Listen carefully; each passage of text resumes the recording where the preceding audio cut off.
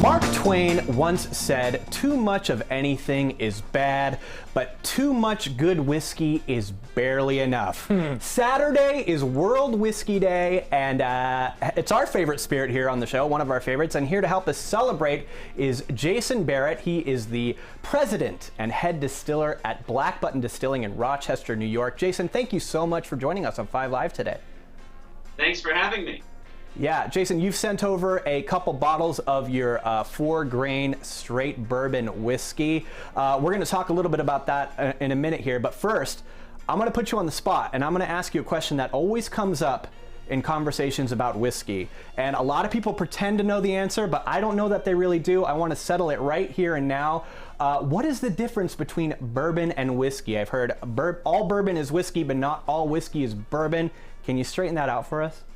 So that is correct. All bourbon is whiskey, not all whiskey is bourbon. To be bourbon, it has to be made in the United States, has to be made from 51% corn, has to be made at under 160 proof off the still, go into a new charred American white oak barrel at under 125 proof, and be served at no less than 80 proof. So those are the 5 rules of bourbon. We'll just trust that everyone else did the checklist before buying it, and I'll trust that it's bourbon once it's on the label. Exactly. You passed the test, Jason. I mean, we all knew all of that already. I mean, of course, of course, we totally knew that. Absolutely. Yeah, right. What do master distillers do when they're not making whiskey but host the news? Exactly.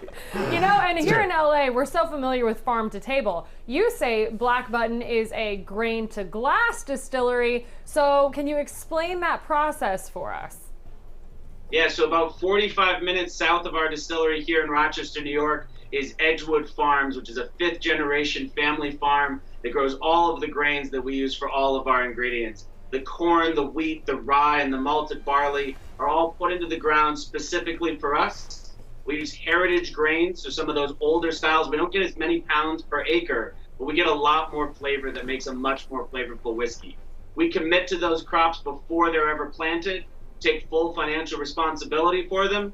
Farmer takes care of them at the end of the season, brings them to us, and then we bring them up to our distillery and convert them into great whiskey. Wow, they probably really appreciate that. You know, sounds like they're really well taken care of. They take care of us, we take care of them. That's great. We have the 4-grain straight whiskey with us right here. While we can't dive into it right now because of the attorneys, can you tell us what makes this a worthy drink for World Whiskey Day, and what does this taste like? What kind of tasting notes can you expect? Or more importantly, if you're like me, what can I tell my friends to impress them while I am sipping on it? So the reason why we think this is a great World Whiskey Day whiskey, obviously bourbon is the official spirit of the United States, as well as, in my opinion, the best whiskey to be drinking. But it's smooth, it's easy to mix, it's easy to drink straight. For ours specifically, as a 4-grain bourbon, you're going to get that sweetness from the wheat and a little bit of spice from the rye. So it stands up great in a Manhattan or an Old Fashioned. You should tell your friends that this is a handcrafted spirit made from passionate people that that skip no corners and really take the cutting edge of technology and tradition to make great, flavorful bourbon that's a unique experience for them to taste. Yeah, so Jason, when most people think of whiskey and bourbon, I feel like a lot of people are going to think immediately of Tennessee or Kentucky, but you guys are in Rochester, New York, so how is like the whiskey scene out there, and what makes your whiskeys from that part of the country stand out compared to the typical places people might think? Yeah, so just like craft beer has really swept the nation, and you've got local microbreweries all around making great flavorful beer from local ingredients, the distilling movement's about 15 years behind that, so there's a lot fewer of us. What makes our stuff truly unique is not only high quality ingredients, very careful attention to detail by making this only 1,000 bottles at a time, and then actually the crazy weather that we have up here in Rochester.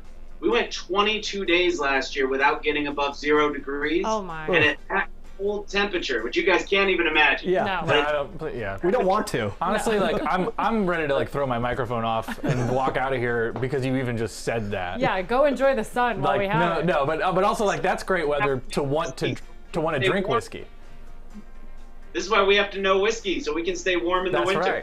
right. Those incredibly cold temperatures cause some of the more volatile compounds to evaporate from the barrels faster than it would in Kentucky.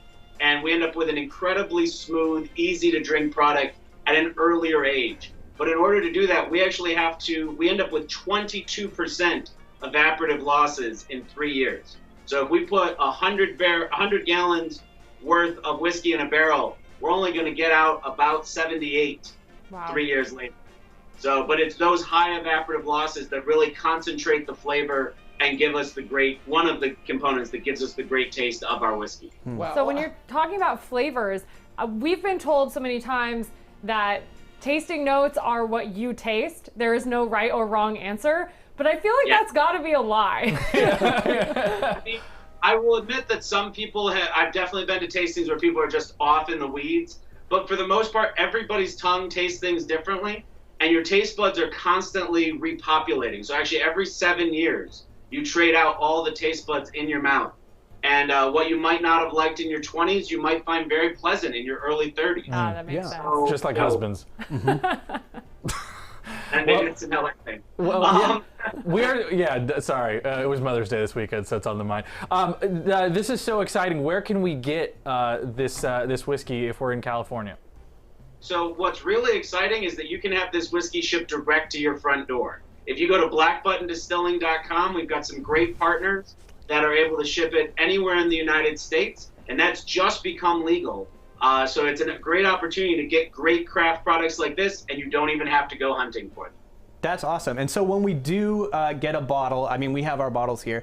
I prefer to drink my whiskey neat. Sometimes I like a cocktail. You're classy, Bob. Yeah, you know. But if we did want to mix up a cocktail, do you have a simple go-to that anybody could whip up when they get their bottle of Black Button whiskey? Yeah. So the two simple ones for me are an old fashioned, which is just a 1/4 tablespoon of sugar, a dash of water on that sugar, and then 2 ounces of whiskey on top. Throw an ice cube in, and you've got yourself a simple old fashioned. And then I like Manhattans. So Manhattans are 1 ounce of vermouth, 2 ounces of whiskey, and if you can, a little bitters on top.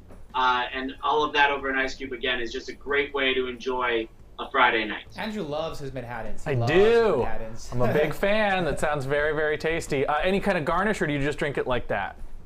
So I got to be honest. At home, I never have the fresh citrus or the other things to put on it. I'm a very simple guy. But if I'm out at a bar, a lemon or an orange twist is always a nice way to make it fancy. All right. Well, you come out to LA. We got the citrus. You bring the whiskey. We'll make some good cocktails in the backyard. Thank you so much, Jason. Bobby, anything else you want to add? I just want to add that I'm going to make like 18 of those cocktails, and I'm going to dive right in, and I don't know if I'm going to share with you anymore.